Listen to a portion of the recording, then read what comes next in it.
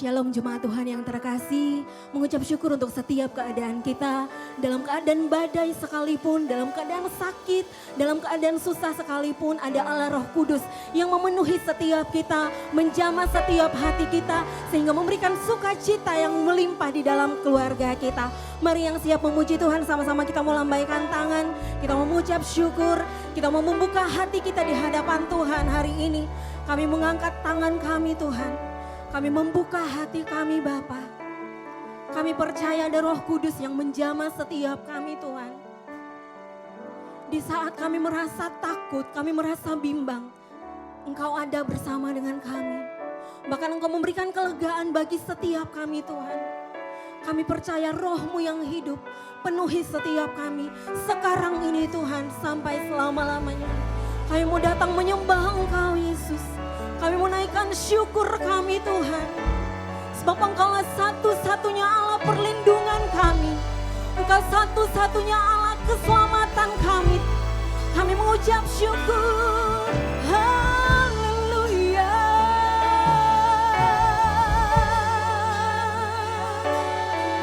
Haleluya.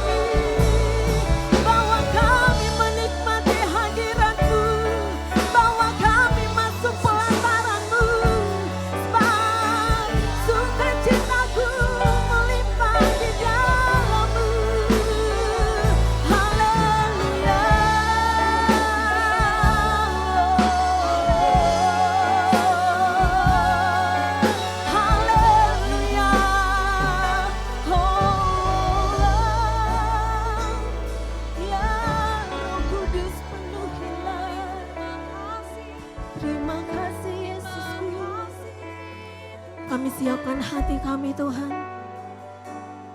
Kami buka hati kami Bapa. Biar Engkau Allah yang menyelidiki setiap kami Tuhan, yang merindukan hadirat-Mu. Biar Engkau Allah yang memenuhi setiap kami Tuhan. Terima kasih Yesus, terima kasih Roh Kudus. Mari bersama-sama kita mau berkata. Roh Kudus, Kau hadir di sini. Roh Kudus, ku mengasihi-Mu. Kau lembut, Kau manis, Kaulah penghiburku, penolongku, diutus Bapa-Ku. Kudus, Kau hadir di sini.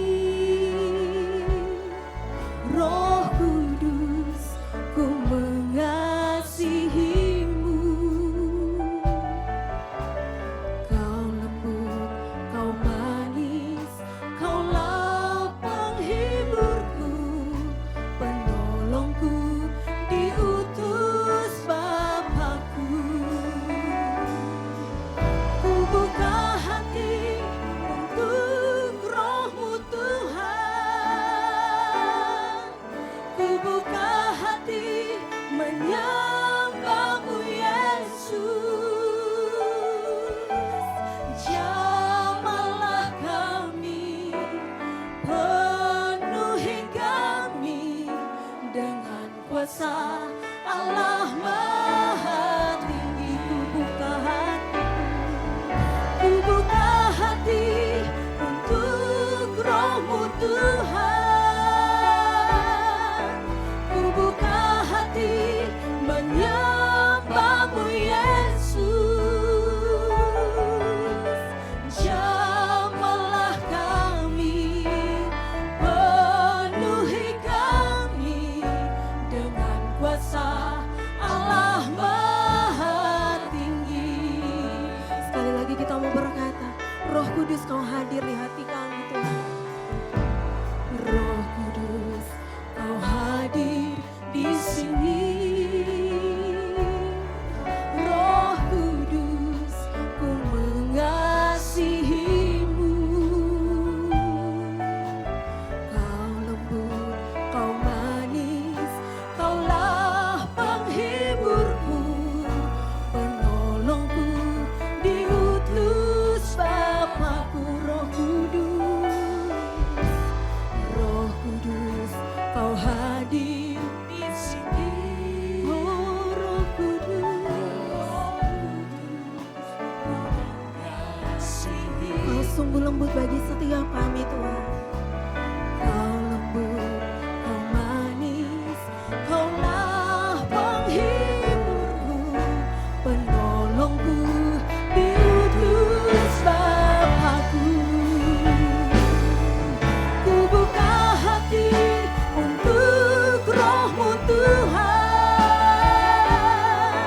Ku buka hati menyembah-Mu Yesus. Jamahlah kami, penuhi kami dengan kuasa Allah Maha. Ku buka hatiku, ku buka hatiku, menyembah-Mu Yesus. Jamahlah kami, penuhi kami dengan kuasa Allah Maha Tinggi. Ku buka hatiku, kami buka hati kami, menyembah-Mu Yesus. Jamahlah kami, penuhi kami. Kami minta Tuhan, kami minta urapan-Mu. Ku buka hatiku untuk Roh-Mu Tuhan. Ku buka hati menyembah-Mu Yesus. Jamahlah Yesus, penuhi kami dengan kuasa Allah Maha Tinggi. Mari sekali lagi dengan kesungguhan hati kita mau berkata, Roh Kudus hadir di sini Tuhan. Roh Kudus Kau hadir di sini. Oh Roh Kudus,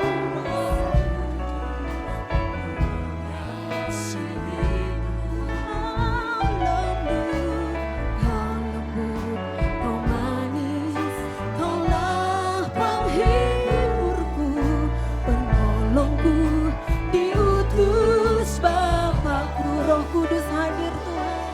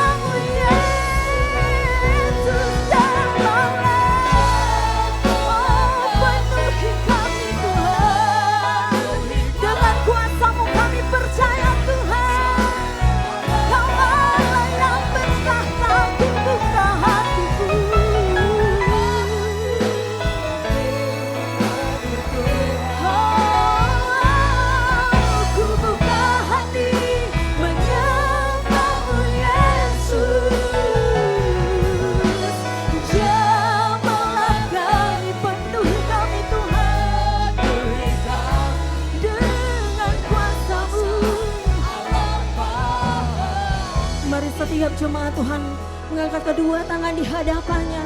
Kita mau berkata, ku buka hati untuk Roh-Mu Tuhan. Ini kesungguhan hati kami bagimu Tuhan. Kami minta jamahan-Mu Tuhan saat ini Yesus. Jamalah kami, penuhi kami dengan kuasa Allah Maha Tinggi. Sekali lagi ku buka hatiku, ku buka hati untuk Roh-Mu Tuhan. Ku buka hati menyembah-Mu Yesus. Jamalah kami, penuhi dengan kuasa-Mu, Allah Maha Tinggi. Jamalah kami Tuhan, jamalah kami, penuhi kami dengan kuasa Allah Maha Tinggi. Jamalah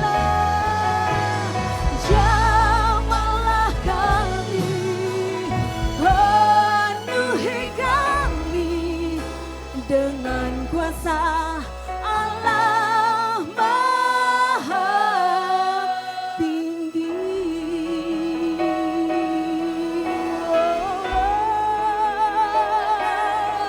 Kuasa-Mu menjamah setiap kami, kuasa-Mu memulihkan setiap kami, kuasa-Mu membebaskan setiap kami. Hanya Yesus yang layak disembah. Oh, haleluya, haleluya.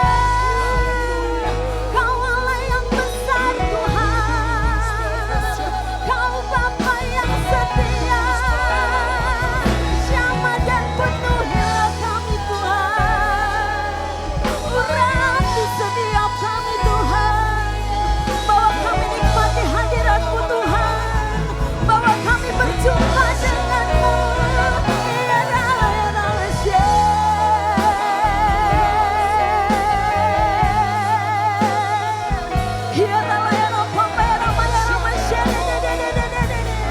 Sebab dengan menyembah-Mu Tuhan kami tenang, sebab dengan memuji nama-Mu kami bersuka cita. Sebab Kau Allah satu-satunya keselamatan kami Yesus.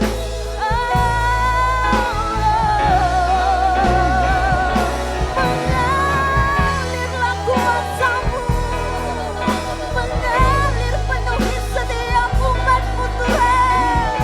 Kami yang khawatir, kami yang takut, kami mau berkata kami punya Allah yang besar, Allah Roh Kudus yang menjamah, Allah Roh Kudus yang memulihkan.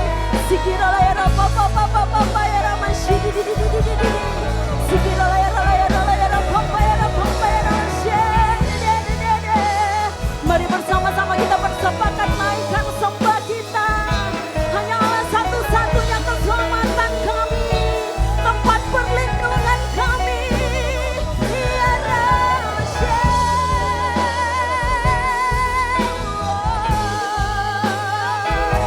Ya Allah ya Rabb, ya Rabb, ya Rabb, ya Rabb, ya Rabb,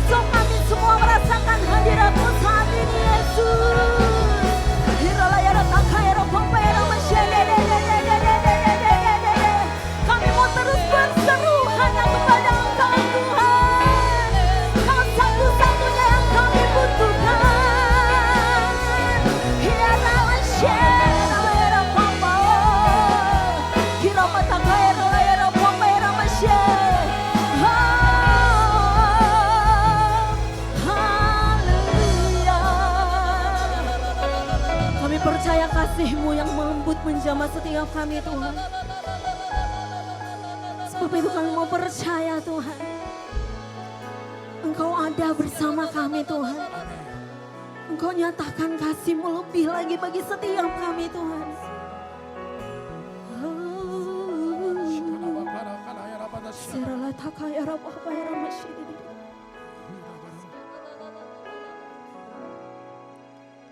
Holy Spirit rain down. Yes, Lord. Holy Spirit rain down. Rain down. Rain on us. Holy Spirit. Holy Spirit rain down. Holy Spirit rain down. Rain down, Jesus. Rain down. Rain on us. Kita mau berkata, Holy Spirit rain down.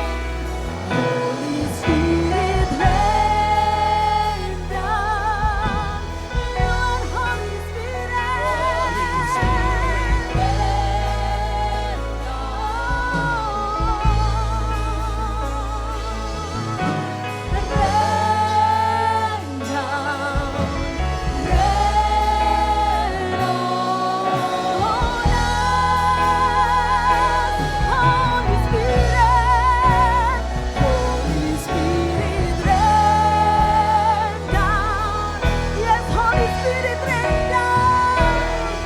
Minta Roh Kudus itu hadir di tengah-tengah saudara. Kami minta Roh Kudus-Mu jamah. Rain down, rain on us. Mari beri kemuliaan bagi Tuhan kita. Holy Spirit rain down. Holy Spirit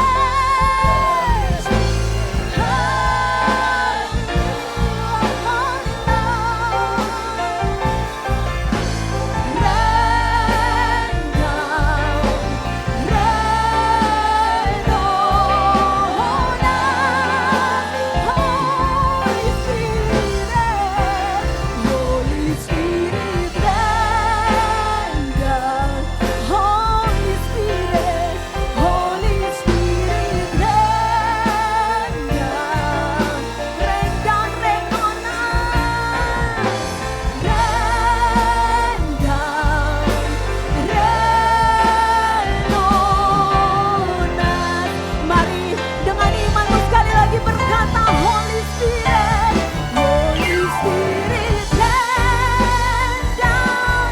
Kami buka hati kami Tuhan. Holy Spirit rain on us. Rain down, rain on us. Holy Spirit, Holy Spirit rain down. Tercurah bagi kota kami, Roh Kudus tercurah bagi bangsa kami. Ada pemulihan-Mu Tuhan. Rain down, rain on us. Kami terima Roh Kudus-Mu.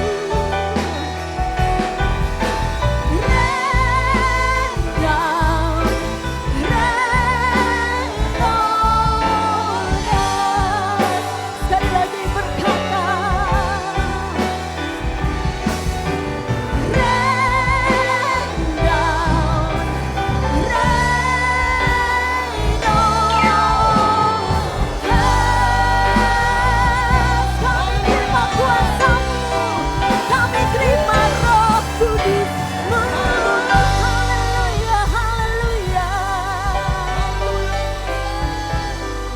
Sorakan haleluya dimanapun kau berada. Saat ini Roh Kudus turun. Roh Kudus turun memenuhi setiap kami. Kami percaya ketika kami memuji dan menyembah, ini Pentakosta ketiga di tahun dimensi yang baru. Kami lihat kemenangan, kami lihat sukacita yang besar bagi bangsa negara kami di tengah badai. Yang siap bersorak-sorai meninggikan nama Yesus. Bersama katakan, sekali lagi kita berikan tepuk tangan yang paling dahsyat. Ada kebangkitan yang besar bagi negeri kami. Haleluya. Kami percaya Tuhan, kan ada kebangkitan yang besar.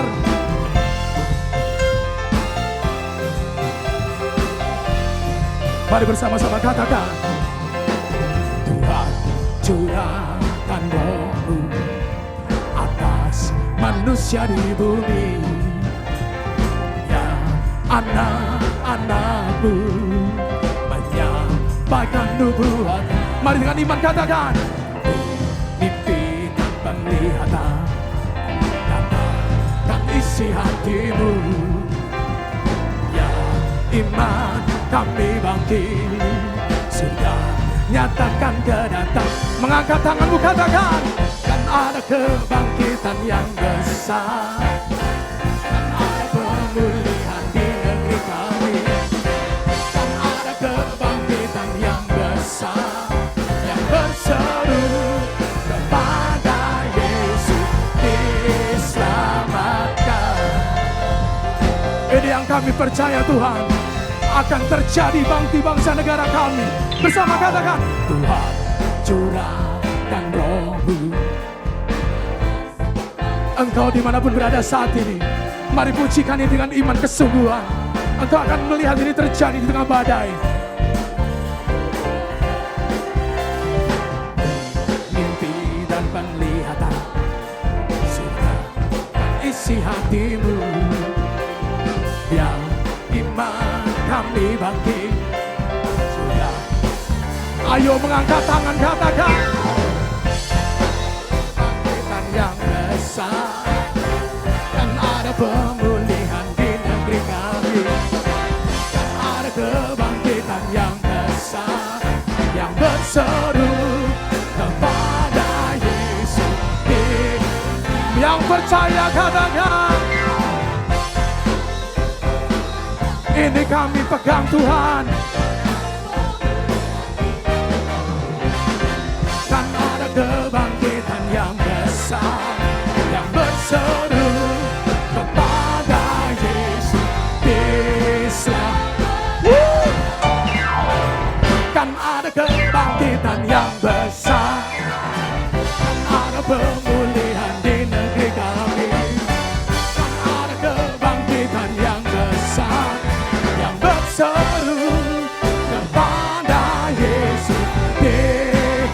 Sambil bertepuk tangan katakan, kan ada kebangkitan yang besar. Ini yang kami percaya Tuhan, kan ada kebangkitan yang besar yang berseru kepada Yesus. Ayo melompat katakan, kan ada kebangkitan yang besar, kan ada pemulihan di negeri kami, kan ada kebangkitan yang besar yang berseru kepada Yesus diselamatkan, yang berseru kepada Yesus diselamatkan. Sekali lagi, yang berseru kepada Yesus diselamatkan. Berikan kemuliaan paling dahsyat. Kami percaya akan ada pemulihan, akan ada kebangkitan yang besar di Pentakosta ketiga ini. Yang percaya bersama katakan amin.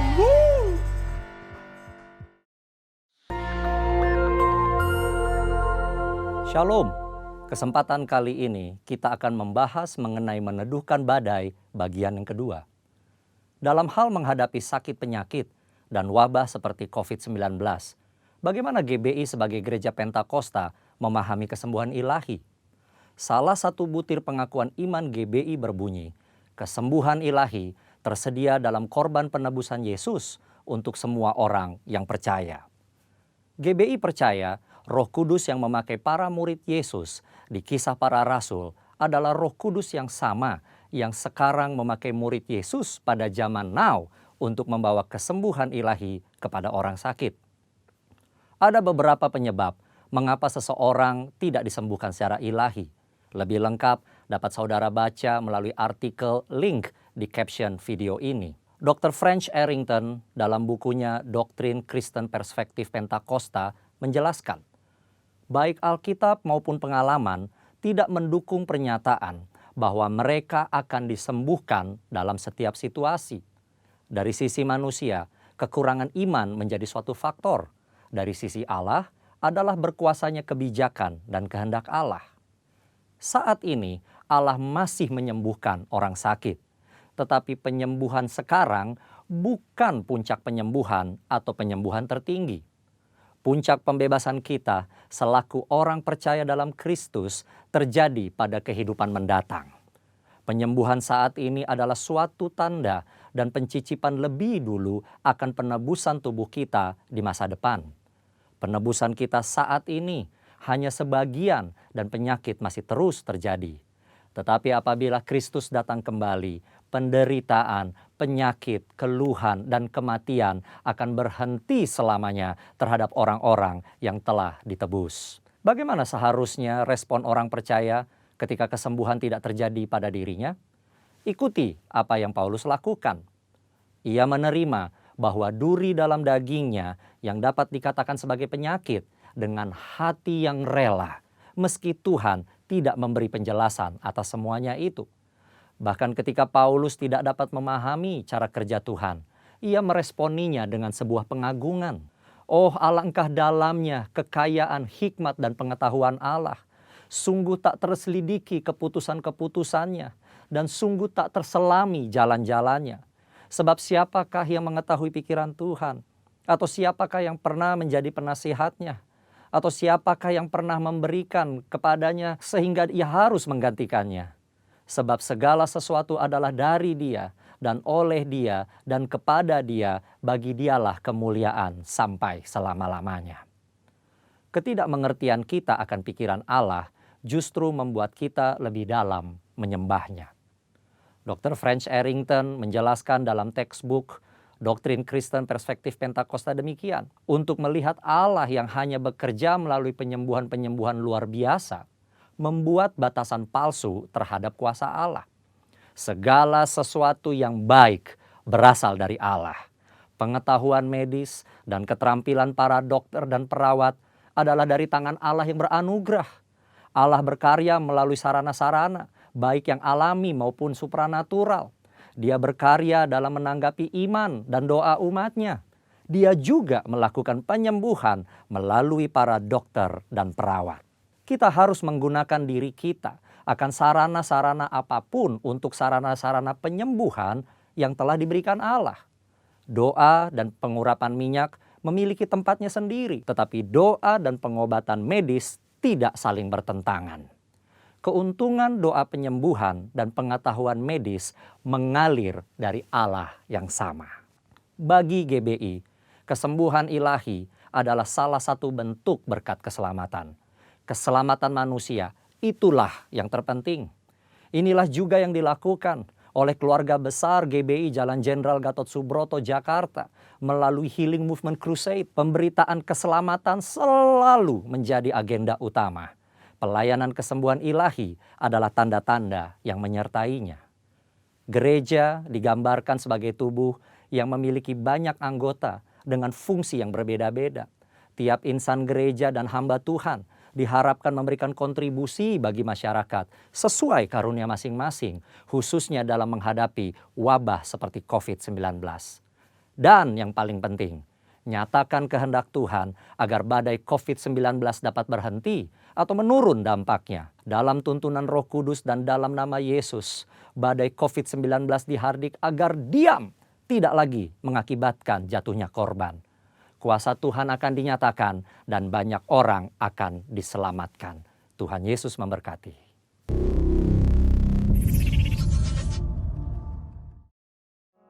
Puji Tuhan, Shalom. Saya percaya pada hari Minggu tanggal 24 Mei, keadaan jemaat GBI Suropati, para jemaat yang menyaksikan ibadah online, semua disertai oleh Tuhan. Saudara, di Kamis yang lalu di mana kita memperingati kenaikan Tuhan Yesus ke surga, Tuhan janjikan satu hal, akan mengirim seorang penolong, penghibur, roh yang memberikan kekuatan dan kemampuan ada di tengah kehidupan kita. Dan kalau kita melihat di mana hari-hari ini, mungkin ke depan dikatakan ada era new normal. Artinya apa? Normal yang baru. Tapi saya yakin dan percaya kuasa Tuhan tidak bisa dibatasi. Dan Tuhan berjanji akan memberikan pada kita kekuatan, kemampuan untuk cakap menanggung segala perkara. Yang percaya boleh lambaikan tangan. Yang percaya boleh lambaikan tangan. Mari kita berikan kemuliaan buat Tuhan kita. Kami percaya Tuhan, kekuatan kami terbatas tetapi kuasa-Mu tidak terbatas. Kami siap menghadapi hari depan kami bersama dengan Tuhan. Bersama roh penghibur, roh penolong yang Tuhan berikan dalam kehidupan kami. Oh, Roh Kudus, Roh Kudus. Roh-Mu yang hidup penuhiku, mengalir dalamku. Jiwaku tenang bersama-Mu dalam naungan-Mu. Katakan, ku buka hati untuk jamahan-Mu, berserah penuh di hadirat-Mu. Kau ambil alih seluruh hidupku, di altar-Mu menyembah-Mu. Yang wanita saja bisa pujikan pujian ini dari awal. Katakan, Roh-Mu yang hidup penuhiku, kami perlu penyertaan-Mu Tuhan. Roh Kudus, Roh Kudus. jiwaku tenang bersama-Mu dalam naungan-Mu. Yang pria bersama dengan saya katakan, Roh-Mu yang hidup penuhiku, mengalir dalamku. Jiwaku tenang bersama-Mu dalam naungan-Mu. Bersama-sama katakan, ku buka hati untuk jamahan-Mu, berserah penuh di hadirat-Mu. Kau ambil alih seluruh hidupku, di altar-Mu menyembah-Mu.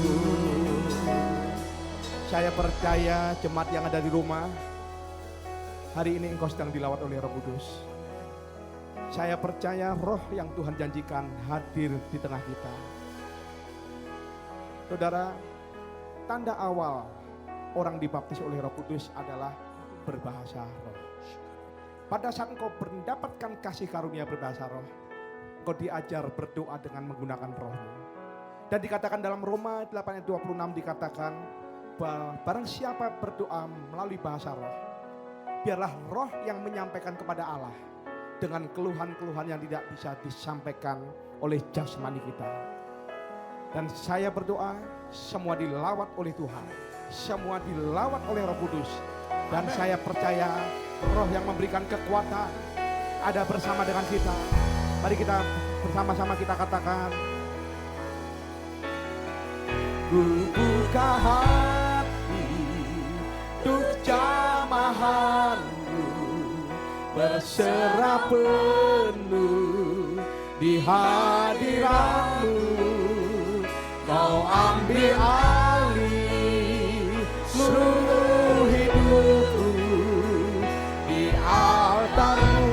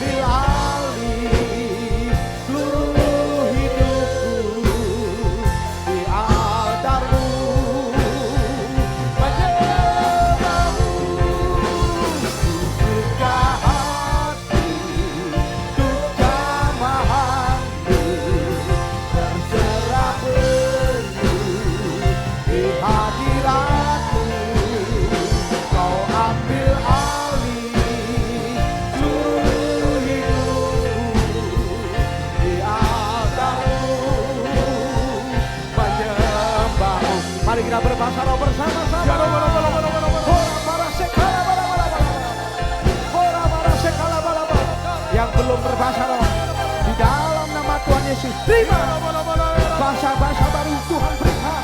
Dalam nama Tuhan Yesus, terima.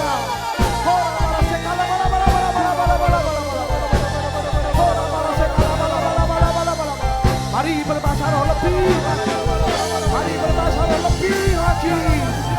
Orang yang berbahasa roh sedang membangun dirinya jadi kuat. Orang yang berbahasa roh berkata-kata kepada Allah.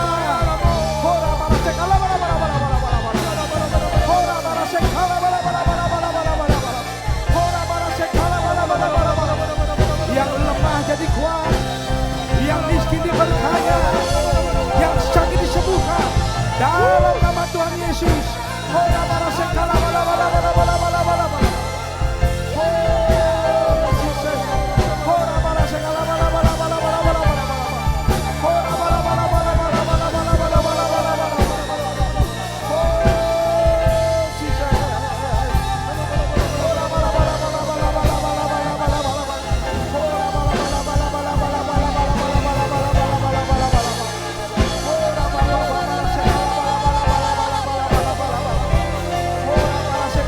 Pengurapan-Mu Tuhan, pengurapan-Mu ya Tuhan, hadirat-Mu ya Tuhan, roh yang memberikan kekuatan, roh yang memberikan keberkatan, penghiburan turun atas umat-Mu.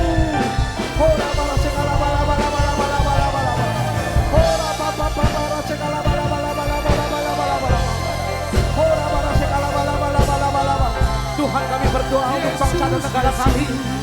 Biarlah Tuhan kami boleh melewati masa-masa sukar. Biarlah kami boleh melewati lembah corona.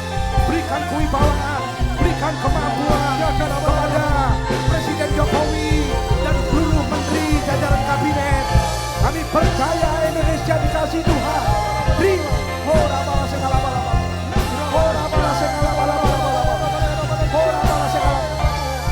Dalam nama Tuhan Yesus, corona diam, tenanglah. Dalam nama Tuhan Yesus, corona diam, tenanglah. Biarlah Indonesia akan dipulihkan Tuhan. Indonesia menjadi bangsa yang besar, bangsa yang disertai oleh Tuhan, bangsa yang diberkati oleh Tuhan. Dijauhkan dari resesi ekonomi, dijauhkan dari kebangkrutan, dijauhkan dari kerusuhan, dijauhkan dari radikalisme dalam nama Tuhan Yesus. Dan kami percaya setelah goncangan terjadi, akan terjadi Pentakosta ketiga, akan terjadi Pentakosta ketiga, di mana perayaan jiwa-jiwa terjadi, di mana pertobatan terjadi. Indonesia, Indonesia, Indonesia.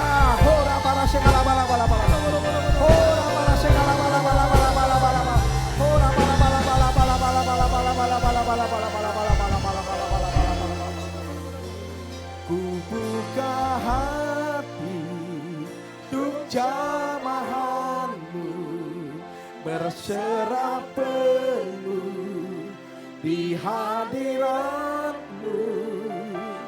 Benar Tuhan, Kau ambil alih bangsa ini, Kau ambil alih kehidupan kami. Di altar-Mu menyembah-Mu, di altar-Mu menyembah-Mu, di altar-Mu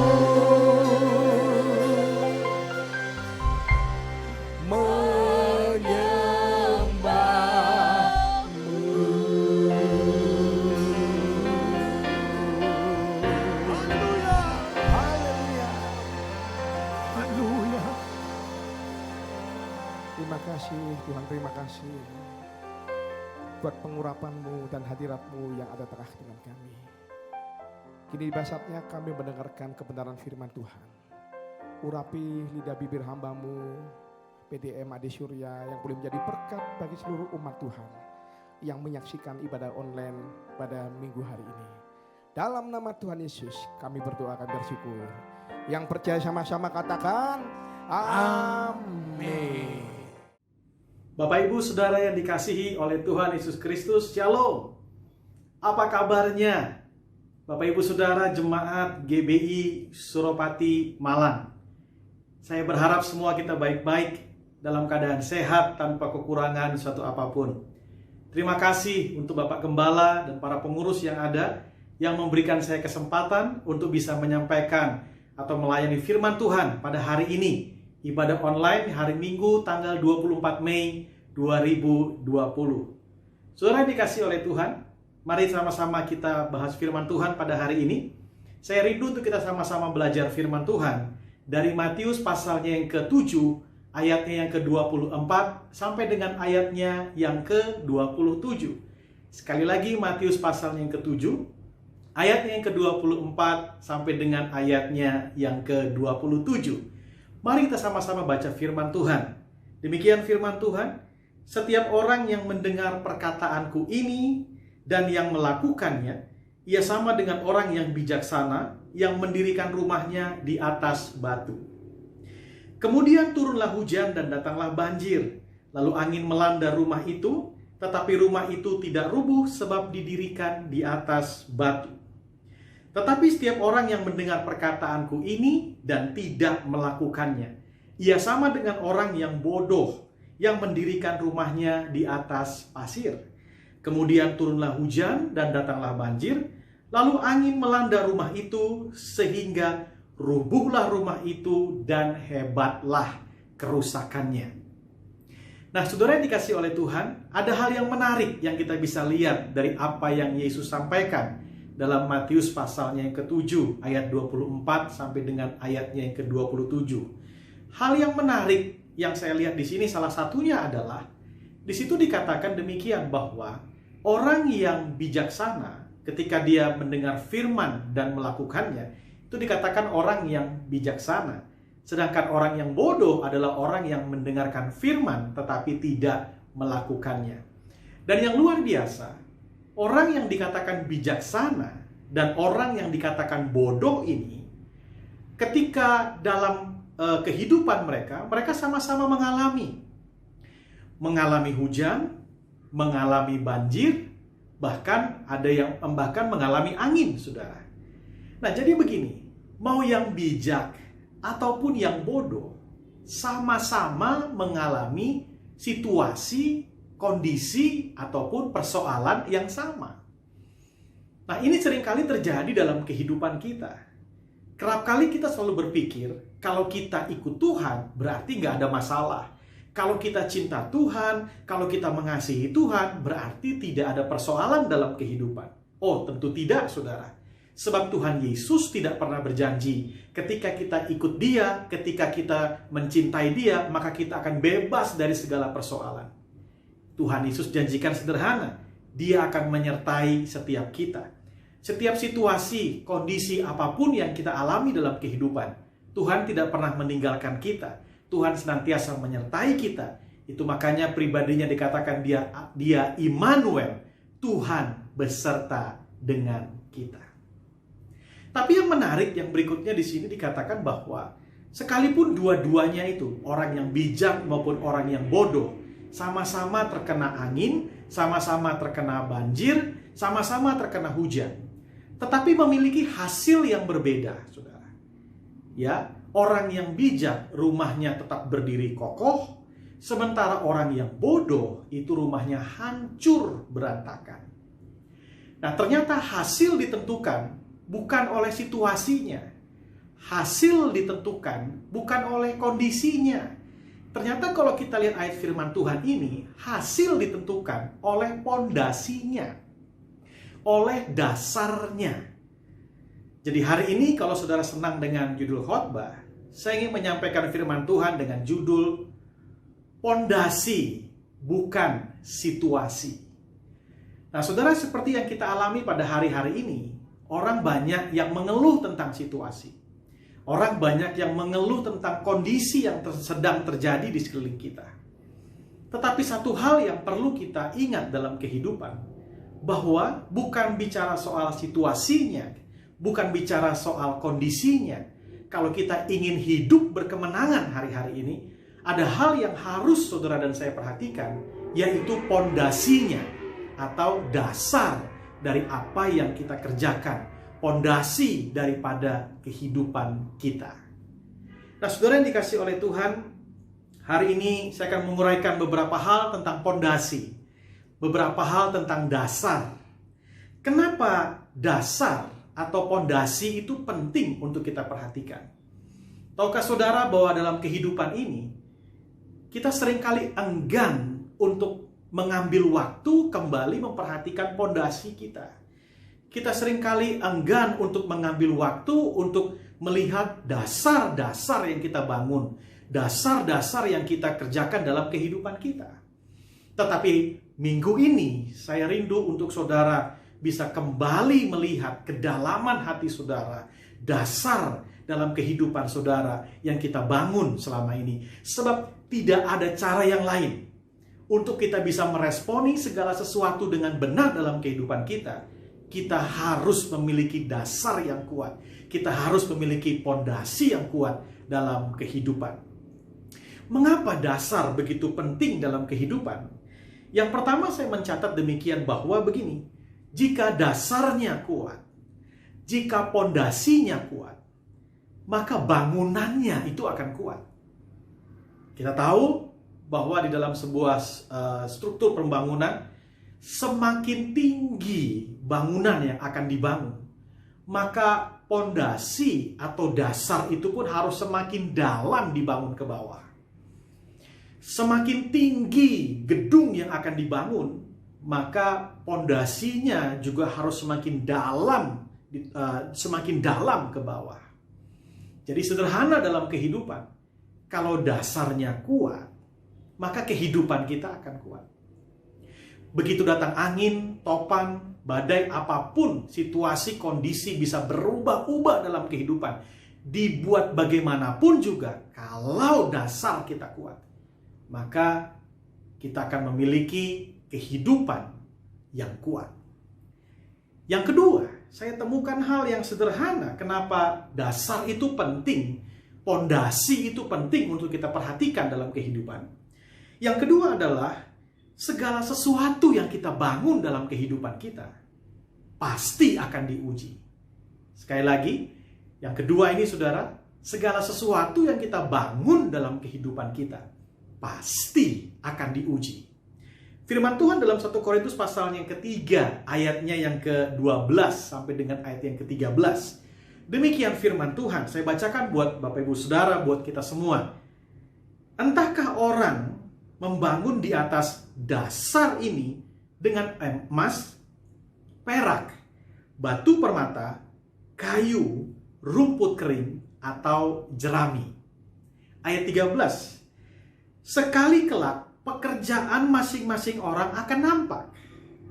Karena hari Tuhan akan menyatakannya. Sebab ia akan nampak dengan api, dan bagaimana pekerjaan masing-masing orang akan diuji oleh api itu. Itu makanya penting buat kita untuk kita memperhatikan dasar, untuk kita memperhatikan pondasi dalam kehidupan kita. Karena segala sesuatu yang kita buat, segala sesuatu yang kita kerjakan dalam perjalanan kehidupan kita, kita akan mengalami bahwa hal tersebut akan mengalami yang namanya ujian atau diuji. Dengan apa kita mengerjakannya? Bagaimana kualitas kehidupan kita? Yang ketiga, saudara, saya temukan tentang dasar. Kenapa dasar penting dibangun? Yang pertama tadi, dasar penting dibangun karena kalau dasarnya kuat, maka bangunannya akan kuat. Yang kedua, dasar penting dibangun karena segala sesuatu yang kita kerjakan, segala sesuatu yang kita bangun dalam kehidupan kita akan diuji. Yang ketiga, kenapa dasar itu penting? Yang ketiga sederhana begini, karena tanpa dasar yang baik, karena tanpa dasar yang kuat, maka kita tidak akan bertumbuh dengan benar. Kita tidak akan bereaksi dengan benar terhadap segala sesuatu yang terjadi dalam kehidupan kita. Kitab Mazmur pasalnya yang ke-11 ayat yang ketiga, firman Tuhan katakan demikian. apabila dasar-dasar dihancurkan, apakah yang dapat dibuat oleh orang benar itu? Nah, saudaraku yang dikasihi oleh Tuhan, saya percaya hal yang sederhana bahwa segala sesuatu, situasi, dan kondisi yang terjadi di kehidupan kita, itu hanya akan mempengaruhi kurang lebih 10% dari apa yang terjadi dalam kehidupan kita. 90%-nya itu akan bicara tentang bagaimana kita bereaksi terhadap situasi. 90%-nya akan berbicara tentang bagaimana kita bereaksi terhadap kondisi yang terjadi dalam kehidupan kita. Jadi reaksi kita begitu penting. Atau dengan kata lain, saya sering menyebutnya dengan kata sikap kita begitu penting. Nah, saudara, sikap akan menentukan banyak hal dalam kehidupan kita. Karena sikap kita bisa diterima. Tapi jangan salah, karena sikap kita juga bisa mengalami penolakan. Karena sikap kita memiliki banyak teman. Tapi jangan salah, karena sikap juga kita bisa ditinggalkan oleh banyak orang. Karena sikap, ada banyak orang yang berhasil dalam kehidupannya. Tapi jangan salah, karena sikap juga ada banyak orang yang mengalami kegagalan lepas kegagalan dalam kehidupan. Jadi sekali lagi bukan soal situasinya, bukan soal kondisinya, tetapi bagaimana kita menyikapi situasi, bagaimana kita menyikapi kondisi yang sedang terjadi dalam kehidupan kita. Nah, untuk punya sikap atau untuk punya reaksi yang benar terhadap situasi dan kondisi yang terjadi dalam kehidupan kita, disinilah dibutuhkan dasar yang benar. Disinilah dibutuhkan pondasi yang benar. Disinilah dibutuhkan pondasi yang kuat. Sebab tanpa dasar yang benar, kita seringkali akan bereaksi yang salah terhadap situasi. Kita seringkali bereaksi yang salah terhadap kondisi yang sedang terjadi dalam kehidupan kita. Nah, hari-hari ini di situasi yang seperti ini, di kondisi yang sama-sama kita alami, ada banyak orang yang berteriak, ini masa-masa yang sukar, ini masa-masa yang sulit. Ya, betul sekali. Ini masa-masa yang sukar. Ini masa-masa yang sulit hari-hari ini. Tidak mudah melewati hari-hari ini. Tapi tahukah saudara, untuk kita bisa melihat keindahan, untuk kita bisa melihat keindahan di balik segala sesuatu yang terjadi dalam kehidupan kita, untuk kita bisa melihat keindahan di balik situasi dan kondisi yang terjadi hari-hari ini, dibutuhkan reaksi yang benar, dibutuhkan sikap yang benar untuk bisa menyikapi situasi dan kondisi yang sedang terjadi hari-hari ini. Nah, untuk kita punya sikap yang benar, untuk kita punya reaksi yang benar, disinilah dibutuhkan dasar yang kuat dalam kehidupan kita. Itu makanya sejak dari awal saya berupaya untuk mengajak setiap kita, ambillah waktu untuk kita memperhatikan dasar dalam kehidupan kita, pondasi-pondasi yang kita bangun dalam kehidupan kita. Nah, saudara, ada beberapa prinsip dalam membangun dasar, ya. Ada beberapa prinsip dalam membangun dasar. Yang pertama, saya cuma melihat hal yang sederhana bahwa membangun dasar itu perlu waktu, saudara.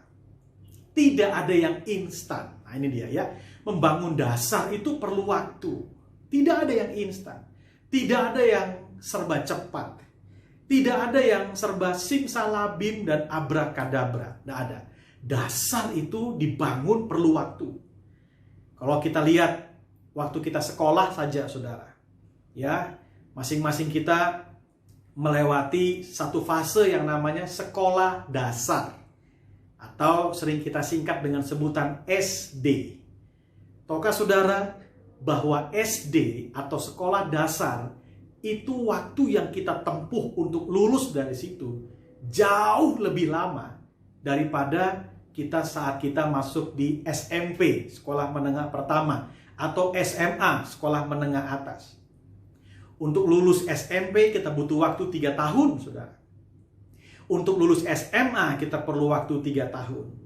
Tapi tahukah saudara, untuk lulus SD, sekolah dasar, dibutuhkan waktu 6 tahun. Tidak ada yang mudah Tidak ada yang serba instan, tidak ada yang serba cepat dalam membangun dasar. Semua perlu waktu. Nah, saudara dikasih oleh Tuhan, karena membangun dasar itu perlu waktu, maka satu hal yang perlu kita perhatikan hari-hari ini adalah saudara dan saya harus jadi orang yang bisa menikmati setiap proses kehidupan yang terjadi dalam kehidupan kita. Kita harus bisa menikmati setiap proses kehidupan yang terjadi dalam setiap kehidupan kita. Karena saya yakin dan percaya, di dalam Tuhan selalu ada proses. Tuhan kita adalah Tuhan yang mencintai proses. Dia membentuk saudara. Dia mengubah saudara. Dia membentuk, dia mengubah, dia menjadikan kita. Dia memproses kehidupan kita untuk kita serupa dan segambar dengan Tuhan. Nah, saudara yang dikasih oleh Tuhan Yesus Kristus, yang kedua tentang prinsip daripada dasar tadi, yang kedua adalah saya menemukan bahwa kita harus temukan dasar yang benar dalam kehidupan. Kita harus membangun atau menemukan dasar yang benar dalam kehidupan. Nah, seringkali ada banyak orang yang membangun kehidupannya dengan dasar-dasar yang salah. Misalnya, orang membangun kehidupan dengan dasar yang segala sesuatu yang gampang diubah, gampang digoncangkan. Kalau Alkitab berkata membangun di atas pasir. Nah, dasar yang salah misalnya kecantikan. Kecantikan mudah berubah, saudara. Uang pun nilainya mudah berubah. Kekayaan, koneksi, kekuatan fisik, bahkan barang-barang branded.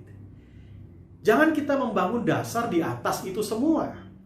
Karena semua yang tadi saya sebutkan, itu adalah hal yang mudah berubah. Mudah digoncangkan oleh situasi. Mudah digoncangkan oleh kondisi yang ada.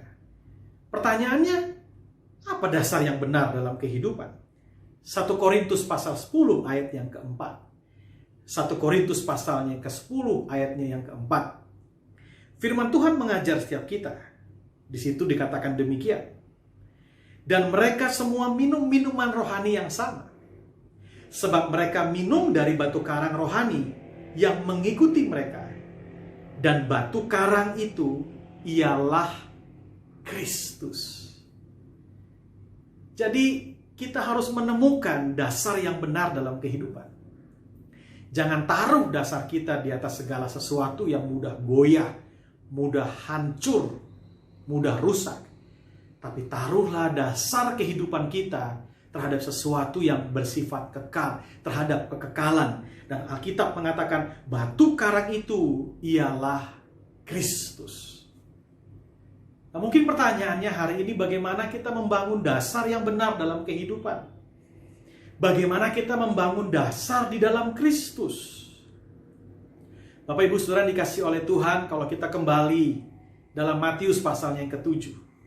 Ini langkah pertama untuk kita bangun dasar yang benar. Firman Tuhan berkata, orang yang mendengar firman Tuhan dan melakukannya, ia sama dengan orang yang bijaksana, yang mendirikan rumahnya di atas batu. Tetapi orang yang mendengar firman Tuhan dan tidak melakukannya, ia sama dengan orang yang bodoh, yang mendirikan rumahnya di atas pasir. Jadi hal yang sederhana, bagaimana kita membangun dasar di atas Kristus. Yang pertama, dengar firman dan lakukan firman Tuhan. Sekali lagi, dengar firman dan lakukan firman Tuhan. Sebab firman Tuhan itu adalah kekuatan buat setiap kita. Firman Tuhan itu adalah pelita buat kaki kita. Firman Tuhan adalah terang buat jalan-jalan kehidupan setiap kita. Mari hari ini Bapak Ibu Saudara yang dikasih oleh Tuhan, di waktu-waktu di mana kita diminta untuk kerja dari rumah, di mana kita diminta untuk mengerjakan segala sesuatu di rumah. Tentunya kita punya banyak waktu untuk kita mengintrospeksi diri kita. untuk kita bisa mengoreksi diri kita. Dengan dasar apa kita bangun kehidupan kita hari-hari ini. Nah, kalau kita temukan ada dasar-dasar yang salah, mari saatnya kita mengubah.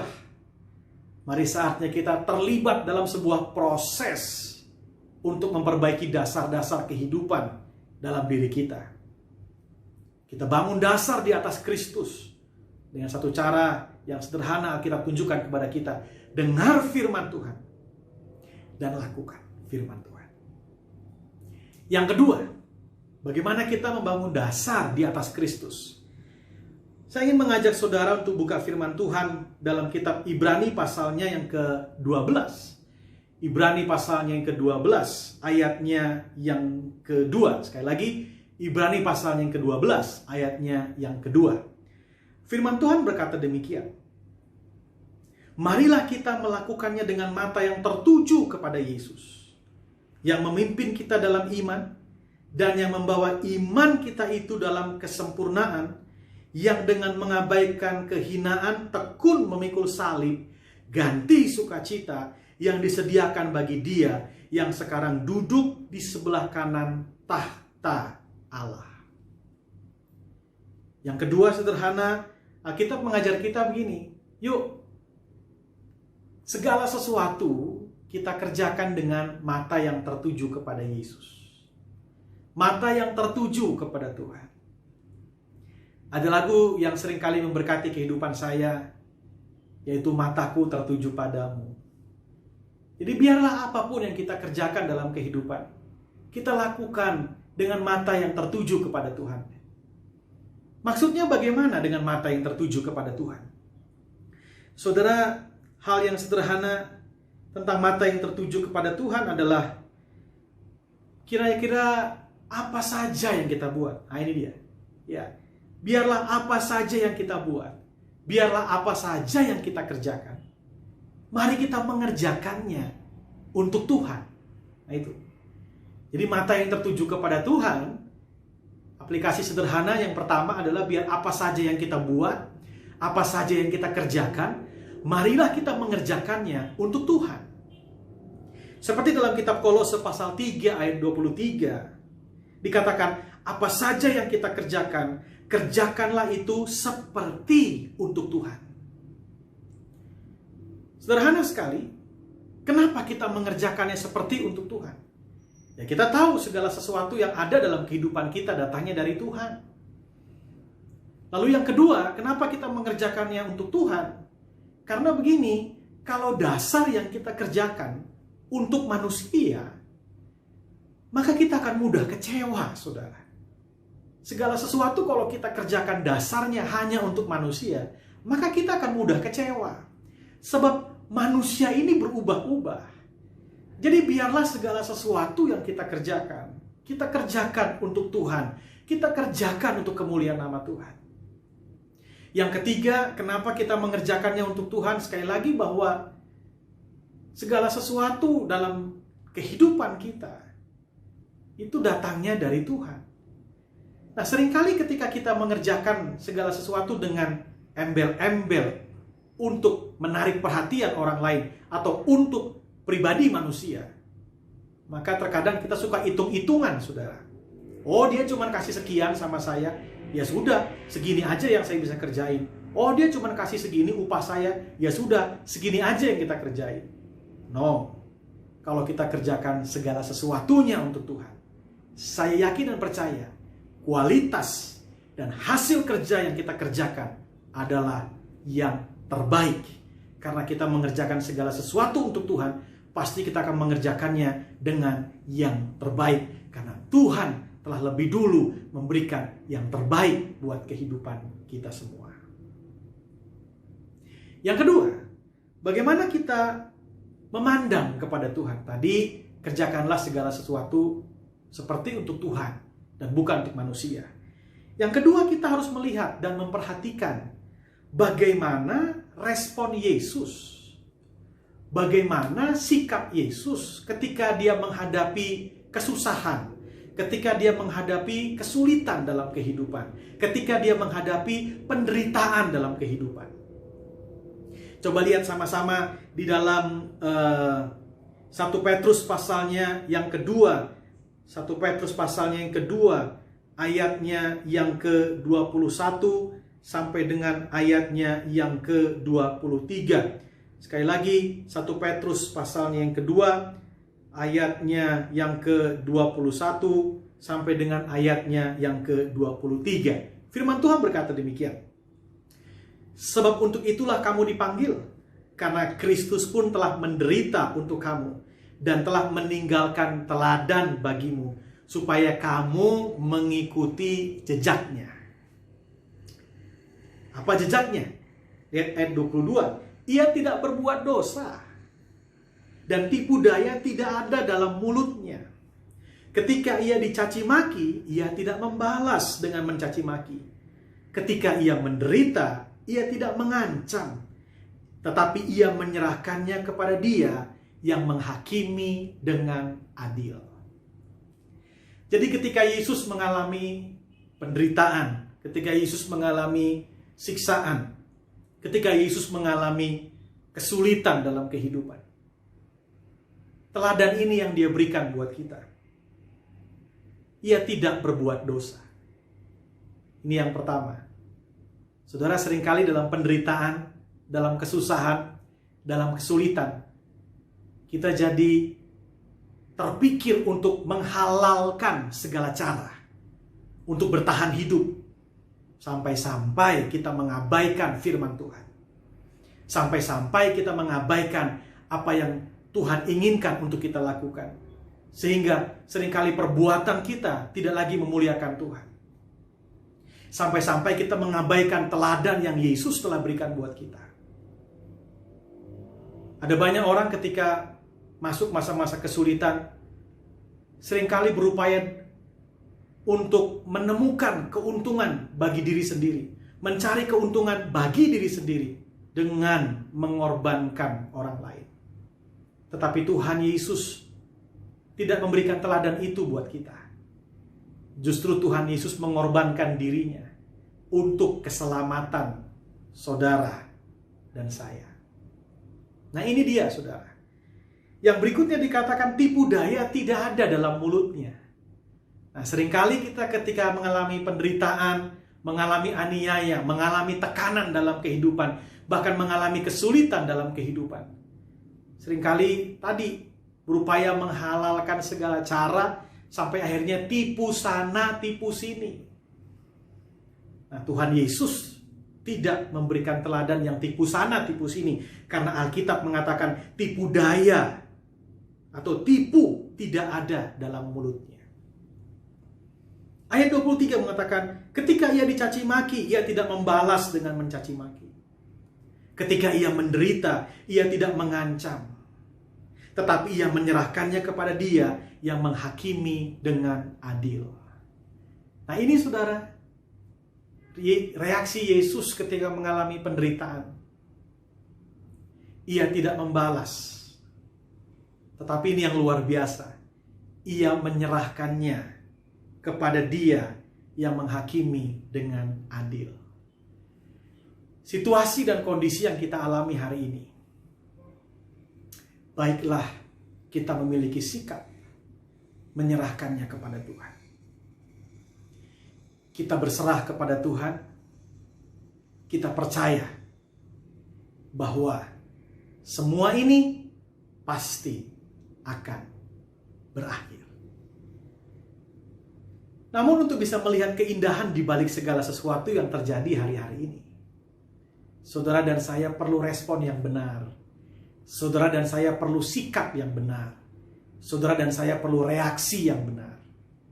Nah, untuk kita bisa mengeluarkan reaksi yang benar, kita harus punya pondasi yang benar. Pondasi yang kuat. Dasar kehidupan yang kokoh dalam kehidupan kita. Nah, di masa seperti ini saya rindu, ayo saudara, jangan sungkan, jangan malu untuk introspeksi diri ke dalam. Lihat lagi, dengan dasar apa selama ini kita bangun kehidupan kita. Lihat lagi, pondasi apa yang selama ini ada dalam kehidupan kita. Dan saya percaya, waktu kita mulai bangun dalam dasar yang kuat, dalam dasar kehidupan Kristus sebagai batu karang yang teguh dalam kehidupan kita, maka situasi dan kondisi apapun bisa terjadi. Tapi kita bisa punya respon yang benar. Kita bisa punya reaksi yang benar terhadap segala sesuatu yang terjadi dalam kehidupan kita. Mari kita berdoa. Bapa, dalam nama Tuhan Yesus, hamba mengucap syukur dan berterima kasih buat kebenaran firman Tuhan pada hari ini yang mengingatkan kami untuk kami memperbaiki dasar, memperbaiki pondasi dalam kehidupan. Karena dalam hidup ini bukan bicara soal situasi, bukan bicara soal kondisi, tapi bagaimana pondasi dalam kehidupan kami. Tuhan, kami percaya Roh Kudus ada dalam diri kami untuk menginsafkan, untuk mengingatkan kami apa yang harus kami perbaiki dalam kehidupan kami hari-hari ini. Terima kasih Bapa. Kuatkan anak-anak-Mu yang goyah hari ini. Aku percaya Tuhan memberikan kekuatan, memberikan penghiburan dalam kehidupan setiap kami. Kalau ada anak-anak-Mu yang mengalami sakit penyakit, aku berdoa dalam nama Tuhan Yesus.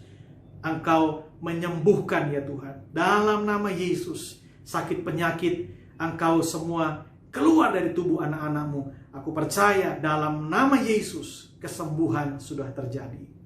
Terima kasih Bapa. Kalau ada yang bingung, kalau ada yang gak tahu mesti berbuat apa, Tuhan berfirmanlah buat setiap anak-anak-Mu. Aku percaya Roh Kudus Engkau menuntun anak-anak-Mu untuk mereka boleh senantiasa mengambil keputusan dengan tepat, mengambil keputusan dengan bijak dalam kehidupan mereka. Terima kasih Bapa. Aku percaya perlindungan-Mu nyata dan sempurna dalam kehidupan anak-anak-Mu. Dalam nama Tuhan Yesus, kami mengucap syukur dan berdoa. Haleluya. Amin. Saudaraku yang dikasihi oleh Tuhan, itulah firman Tuhan yang bisa saya bagikan pada hari ini. Saya berharap apa yang saya bisa bagikan bisa menjadi kekuatan buat setiap kita. Saya berharap apa yang saya bagikan hari ini bisa membuat saudara memiliki harapan yang baru. Saudara bisa lihat pengharapan di dalam Tuhan. Itu saja yang bisa saya bagikan buat setiap kita. Sampai jumpa kembali dalam ibadah online berikutnya. Tapi satu harapan yang pasti dalam diri saya, kita bukan cuma bertemu secara online, tapi kita bisa kembali bertemu seperti biasa, berfellowship seperti biasa di GBI Suropati Malang. Terima kasih, Tuhan Yesus memberkati. Puji Tuhan, Shalom, saudara diberkati oleh kebenaran firman Tuhan.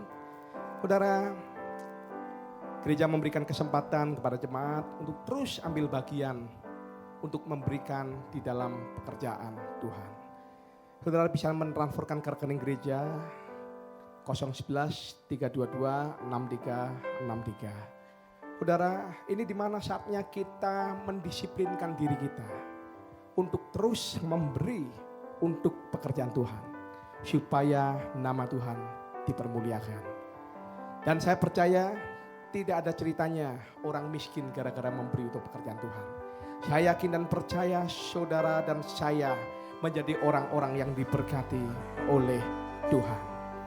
Mari kita akan akhiri ibadah pada hari ini. Kita katakan, kiranya Engkau memberkati aku berlimpah-limpah.